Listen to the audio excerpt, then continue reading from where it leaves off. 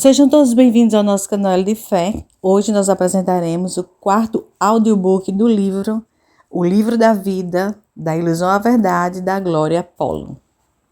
E o áudio de hoje, iniciamos com o quarto mandamento, honrar pai e mãe. Jesus continuava a mostrar-me tudo. Já lhes contei como fui mal agradecida com os meus pais, como me envergonhava deles, como os maldizia, os renegava, por eles serem pobres e não me poderem dar tudo o que as minhas amigas ricas tinham.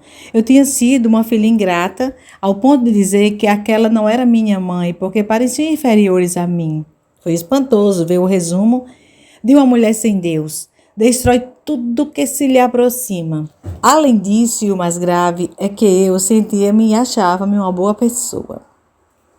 Eu pensei no quarto mandamento, passava bem no meu julgamento, porque os meus pais, bem caro, me tinham custado tanto dinheiro que gastara com eles, com as doenças deles, porque tudo analisava com dinheiro, porque eles tiveram doenças graves antes de morrerem. Foi o meu marido que as financiou e eu dizia, olhem esses dois desavergonhados, não deixaram nem um centavo de herança e ainda tive de gastar uma fortuna com eles.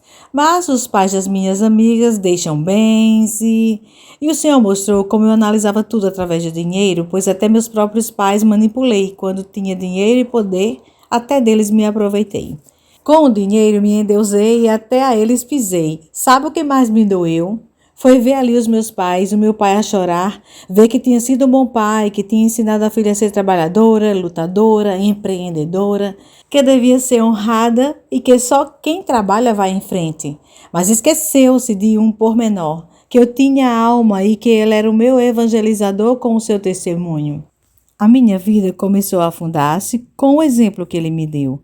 Ele via agora com profunda dor a responsabilidade que tinha diante de Deus, porque quando ele era mulherengo e dizia-se feliz, gabando-se diante da minha mãe e a toda gente, que era muito macho porque tinha muitas mulheres e podia conquistá-las a todas. Além disso, bebia demais, fumava. Ele até era uma pessoa boa, mas com esses vícios que ele não identificava como tal, pois achava serem virtudes, era muito orgulhoso. Eu, que era uma criança e via como a minha mãe se enchia de lágrimas, quando meu pai falava de outras mulheres, começava a encher-me de raiva, de ressentimento e de fúria. O ressentimento começa com a morte espiritual.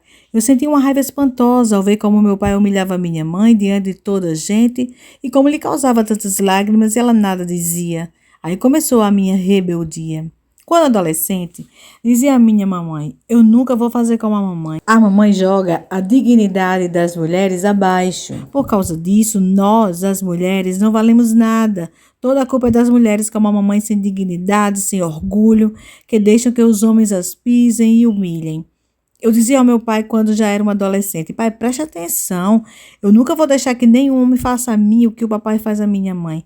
Jamais. Se um dia um homem me for infiel, eu vingo-me. Faço o mesmo para que ele aprenda. O meu pai bateu-me e gritou-me como se atreve, menina. Eu não sei por que o meu pai tão machista. Eu disse-lhe, está bem. Pode bater-me, mas se um dia eu casar e o meu esposo me for infiel, eu vingo-me. Faço-lhe o mesmo, para que os homens compreendam e vejam como sofre uma mulher quando um homem a pisa e humilha dessa forma. Enchi-me de todo esse ressentimento e de ódio. Sabem, sentia tanta raiva que isso fez da minha vida uma rebeldia. Comecei a viver com esses desejos de defender a mulher. Comecei a defender o aborto, a eutanásia, o divórcio e aconselhava todas as mulheres que conhecia que se o marido lhes fosse infiel, deviam vingar-se. Eu nunca fui infiel fisicamente, mas fiz mal a muita gente com esses conselhos. Quando já tinha dinheiro, comecei a dizer à minha mãe, mãe, separe-se do papai. Mesmo assim, eu gostava do meu pai. É impossível a senhora aguentar um homem assim. Tenha dignidade, faça-se valer, mãe. Sabe por que eu amei o meu pai? Porque a minha mãe foi uma mulher boa, que nunca nos ensinou a odiar, nem mesmo ao meu pai, nem a ninguém. Imaginem só. Eu queria divorciar os meus pais, mas a minha mãe dizia, não, filha, não posso, eu sofro, mas sacrifico-me por vocês, meus filhos. Vocês são 7, eu sou só uma. Eu sacrifico-me porque o teu pai é bom pai. Eu seria incapaz de separar-me dele e deixá-los a vocês sem pai. Além disso, se me separo dele, quem vai rezar para que o teu pai se salve? Sou eu que posso pedir por ele para que ele encontre salvação, porque a dor e o sofrimento que me causa eu uno-os às dores que Jesus sofreu na cruz. Todos os dias vou à igreja e em frente ao sacrário eu digo: Senhor, esse sofrimento não é nada, eu o uno à tua cruz, para que se salvem o meu marido e os meus filhos. Eu entrego o teu pai a Jesus atado com o terço. O demônio puxa-o para baixo fazendo-o pecar, mas eu puxo-o para cima com o terço. E levo-o em frente ao Santíssimo no sacrário e digo a Jesus: Senhor, aqui está. Confio que não me deixarás morrer sem vê-lo convertido. Senhor, não só te peço pelo meu marido, mas também te peço por todas as mulheres que estão a passar pelo mesmo, especialmente por aquelas mulheres que, em lugar de estar de joelhos pedindo-te pelos seus maridos e filhos, estão nas mãos de bruxos, adivinhos, ou a fazer o mesmo, entregando as suas almas e as suas famílias nas garras do maligno. Senhor, peço-te por essas mulheres, por essas famílias. Sabem, o meu pai converteu-se 8 anos antes de morrer. Arrependeu-se, pediu perdão a Deus e o Senhor perdoou-lhe.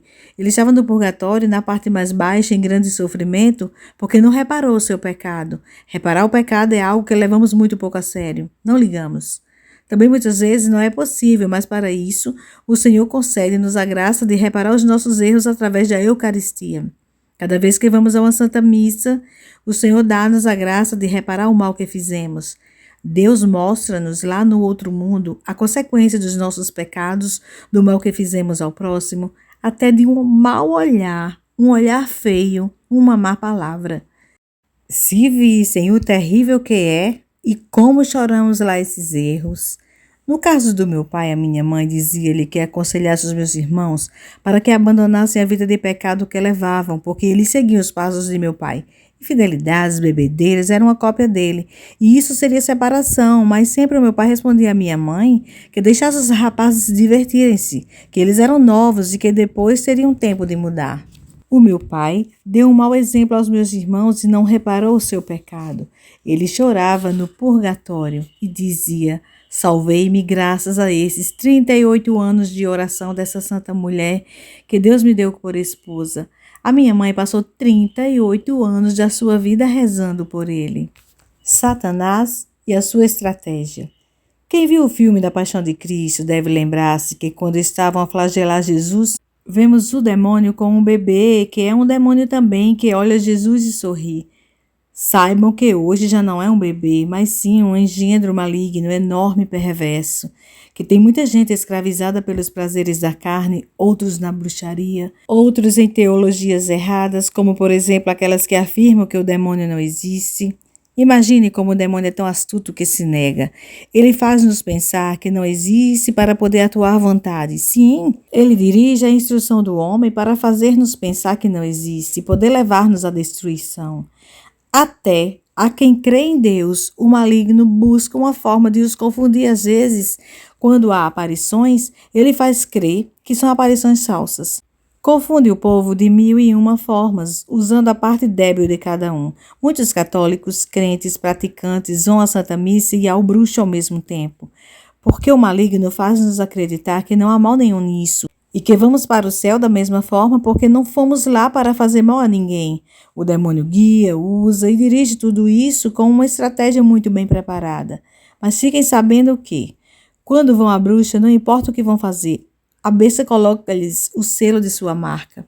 Quando vamos a algum bruxo ou cartomante que leia as cartas ou búzios, invocações de espíritos, astrólogos, em todos esses lugares, o demônio põe-nos o selo, a sua marca.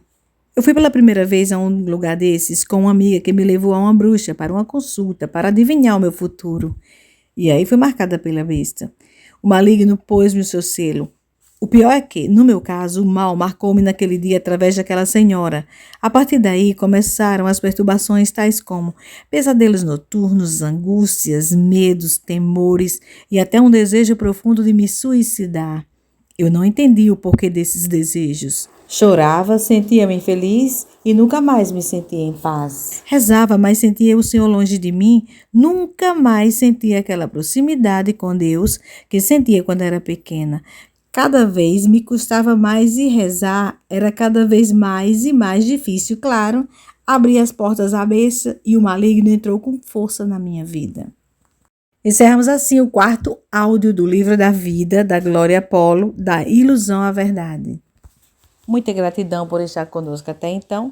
Até breve.